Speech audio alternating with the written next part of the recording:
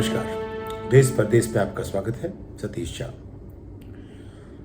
जैसा पहले देख चुके हैं, बरसात बीत चुकी है, संजय राउत घेरे में हैं। वो एक शुरुआत है अगले अध्याय की।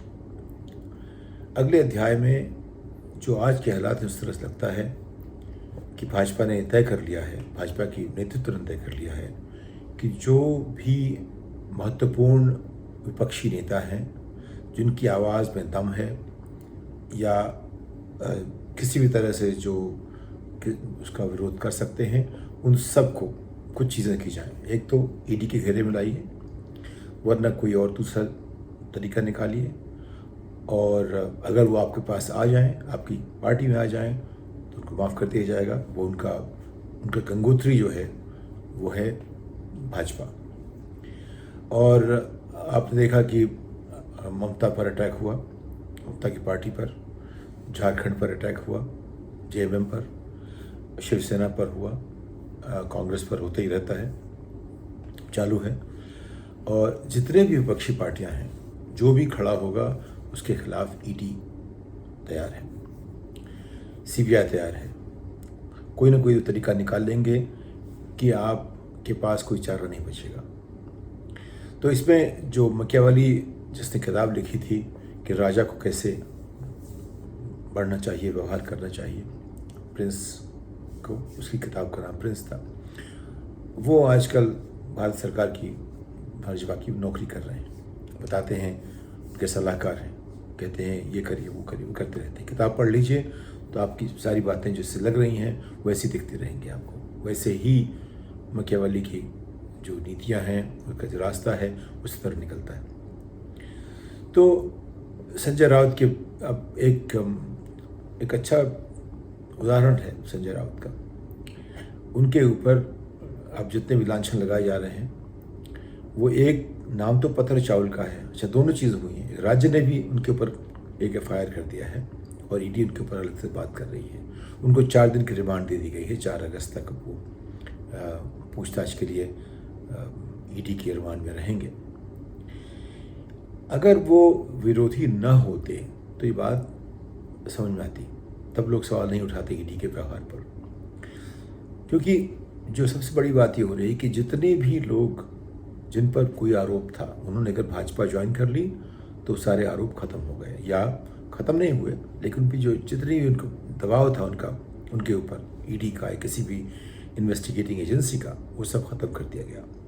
हिमंता बिस्वा शर्मा उसके साथ अच्छे उसकी मिसाल है, वो मुख्यमंत्री बन गए।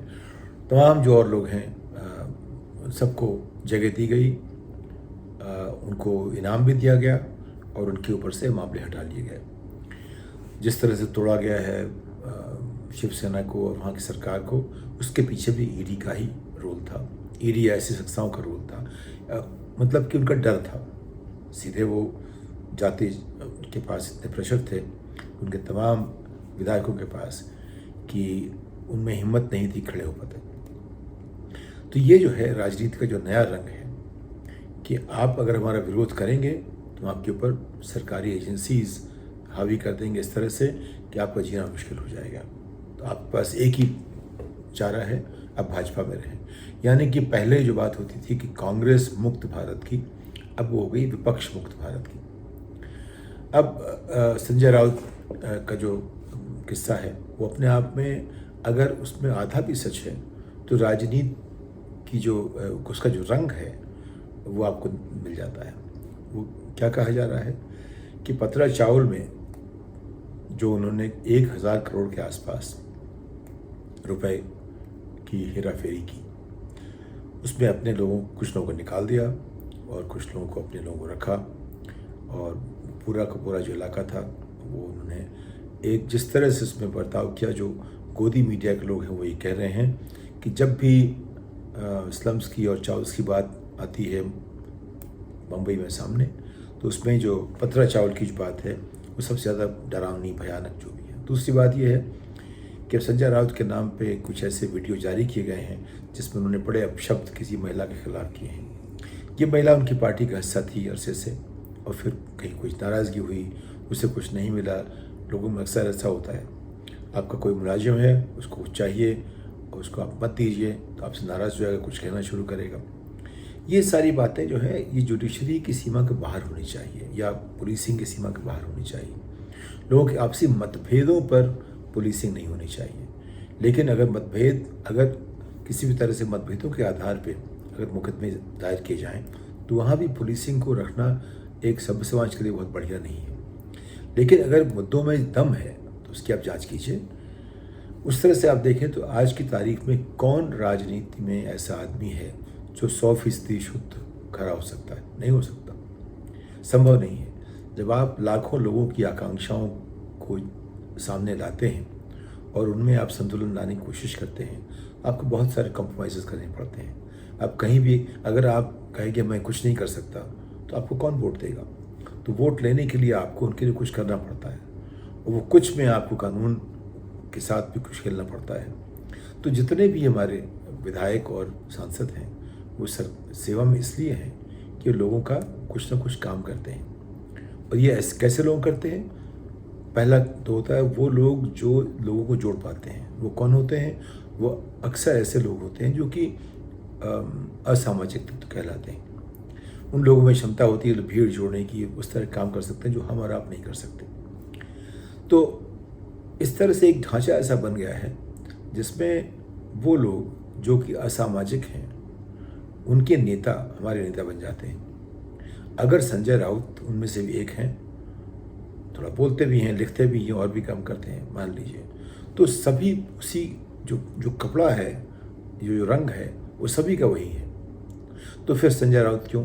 तो बात ये हो जाती है कि फिर हम ये तय करते हैं इसलिए नहीं कि कौन सही है कौन गलत है, इसलिए कि कौन हमारा विरोधी है और कौन हमारा पक्षधर है। तो एक बार ऐसे राष्ट्रपति निक्सन, काफ़ी आप शायद उनका नाम याद हो आपको, वो पहले राष्ट्रपति थे जिनको कुर्सी छोड़नी पड़ी कि उन्होंने कुछ ऐसा किया था इंडैक्टमेंट से बचने के लिए, और उनको खैर माफ़ कर दिया गया बाद में, जो आने वाले राष्ट्रपति माफ़ कर दिया। तो उन्होंने कहा था, एक काफ़ी प्रसिद्ध उनका वाक्य है, वो अगर अभियुक्त है या घटिया आदमी है, मैं उनका अंग्रेज़ी का नाम लेना नहीं चाहता उस शब्द का, तो मेरा घटिया आदमी है। तो यानी कि अगर मेरा आदमी है तो घटिया हो जैसा भी हो वो ठीक है। तो राजनीति में अंत में यही बात होती है कि कौन किसका आदमी है, कौन किस खेमे में है। लेकिन लोकतंत्र में ऐसा नहीं होना चाहिए। इसके कुछ नियम हैं, कुछ आप देखिए इंग्लैंड में देखिए, आप कितना विरोध कर लीजिए, क्या किसी राजनीतिक पर सभी एक दूसरे की तरह ही हैं। अगर एक अपराधी है तो सभी अपराधी हैं। वैसे भी अपराधियों की सीमा में आप देखें जो हमारे विधायक और सांसदों में कितने हैं, 40-50% तो आप उनके ऊपर कभी केस हो चुके हैं या हैं, ऐसे हमारे सभी लोग हैं। अब वैसे कह सकते हैं हम ट्रंप के बारे में, उसके पास 12,000 केस थे जो उसने किए थे, उस पर लोगों ने किए थे सब मिला के। खैर वो बिल्कुल अलग किस्म का आदमी है। लेकिन आमतौर पे अगर आप देखें हमारे विधायकों और सांसदों में तो एक से ज़्यादा केस तो 50% के ऊपर होंगे। यानी कि जो हमारी जो राजनीतिक ज़मीन है उसमें बिल्कुल साफ़ सुथरा रहने की गुंजाइश बिल्कुल नहीं है। तो अगर संजय राउत ने जो किया उस पर बात पिछले इतने बरस से होती तो चलती, ठीक रहता। तो जब भाजपा की सरकार थी उनके साथ उनकी पार्टी शिवसेना थी फडणवीस के साथ, तो कुछ नहीं हुआ। उसके पहले कांग्रेस ने उनका कुछ ऐसा नहीं किया। तो आखिर अंत में एक संतुलन होता है राजनीतिकों का अपना। अब वो संतुलन बदला जा रहा है। वो किसके लिए? इसलिए कि नहीं सत्य के लिए है या तथ्य के लिए है, वो इसलिए कि आप हमारे साथ है कि नहीं। लाइन बहुत साफ हो गई है। तो जैसे आज हर जगह सोशल मीडिया में चर्चा है कि एक ही तरीका संजय राउत के पास है बचने का, वो ये कि भाजपा ज्वाइन कर लें। उन्होंने कह दिया हमें वो करनी नहीं है। तो इस पे जो है अब तरह तरह की बातें हो रही हैं। लोग, किसी ने कहा कि मोदी अपने आप अगला चुनाव जीत गए हैं क्योंकि उनका कोई विपक्ष ही नहीं रहेगा। जब विपक्ष है ही नहीं तो फिर आपको चुनाव क्या लड़ना है। 1930 के आसपास जर्मनी में कुछ ऐसा ही हुआ था कि जो भी विपक्ष में है उसको आपने इस तरह से फांस दिया कि विपक्ष ही खत्म हो गया, 99% लोग आपके हो गए। और उसके बाद जो हुआ है वो इतिहास का सबसे जघन्य अध्याय था। तो अगर ऐसा हो रहा है तो उसमें हमें लगता है कि वो आशंका जो है वो हमेशा मंडराती रहती है। और ये जो है खतरे की घंटी है कि अगर सरकार, हमारी कार्यपालिका इस तरह, और खास अब तो हमारी जो न्यायपालिका है, जिस तरह का उन्होंने फैसला दिया है स्मृति ईरानी वाले जजमेंट में, गोवा में सिली सोल की जो बार बनाया गया था उसकी बेटी ने, स्मृति ईरानी की बेटी ने, जो उन्होंने लिखा है, जो कहा है, जो जज ने लिखा है, अपने आप शर्मनाक है। जो जज कहते हैं कि उन्होंने फैसला कर दिया है कि वो उनका नहीं है, बिना तथ्यों के आधार पे एक तरफा।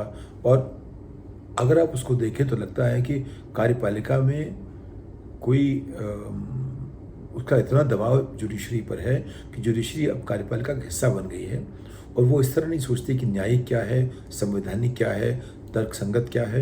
ये देखती कि हुक्म कहाँ से आया। आपने देखा जुबैर के बारे में कि पहले से हुक्म आ गया था और 4 घंटा पहले ही डीसीपी ने कह दिया कि फैसला ये हो गया है, जबकि कोर्ट मिला भी नहीं था। तो इस तरह से लगता है कि फैसले कहीं से चिट्ठी में लिख के आते हैं, चिट में लिख के आते हैं, जैसे हवाले में हुआ करता था।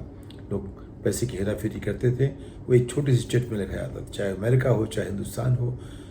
अगर लोग नॉन बैंकिंग या जो सरकारी चैनल जो या स्थापित चैनल इस्तेमाल नहीं करेंगे तो इस तरह की बातें होती रहती हैं। तो कुछ ऐसे ही लग रहा है कि हमारे यहाँ अब कार्यपालिका और न्यायपालिका का जो एक 2 स्तंभ का जो एक दायरा था या दूरी थी, वो बिल्कुल अदृश्य रूप से ख़त्म हो गई है।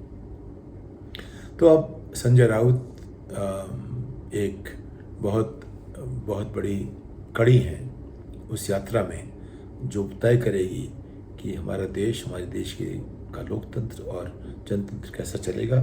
2024 की जो बातचीत है, अगर इस तरह चलती रही तो अपने आप ही खत्म हो जाती है, क्योंकि शायद कोई नेता रहेगा ही नहीं उस स्थिति में कि वो विरोध कर सके। तो अगर नेता है ही नहीं तो आप करेंगे क्या। और तो अभी लग रहा है कि भाजपा की जो सामरिक जो नीति स्थिति अभी ऐसी है कि जितने भी महत्वपूर्ण नेता हैं उन सबको किसी न किसी मामले में इतना बदनाम कर दो कि लोग उसको छुए नहीं, चाहे पार्टी को चाहे नेता को, या उतना ना कर सको तो उनको अंदर डाल दो, क्योंकि सबके ऊपर मामले हैं, ये हमसे क्या बात करेंगे। और भाजपा के ऊपर कोई मामले 8 साल में होंगे नहीं तो कहेंगे देखिए हमने कितना अच्छा ईमानदार प्रशासन चलाया था। तो सारी बात जो है वो हम जो नैरेटिव बनाना चाहते हैं, हमारे पास ताकत है, बना देंगे। तो यहाँ पे आके आज की स्थिति में हमारी राजनीति पहुँची है। इन सारी बातों का अगर श्रेय मिलेगा तो वो कांग्रेस पार्टी को मिलेगा। उन्होंने अगर ठीक से गुजरात मामले की जांच की होती ठीक से तो बात यहाँ तक पहुँचती नहीं।